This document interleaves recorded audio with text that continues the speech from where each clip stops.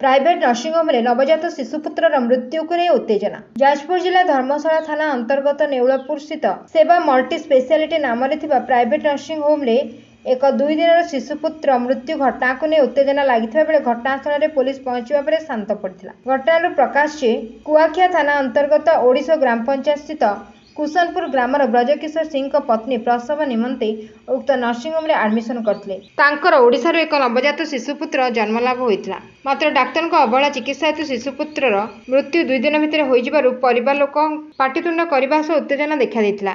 कौनसी सूत्र धर्मशाला थानार पुलिस पहुंची बुझाशुझा करने पर शांत पड़ा।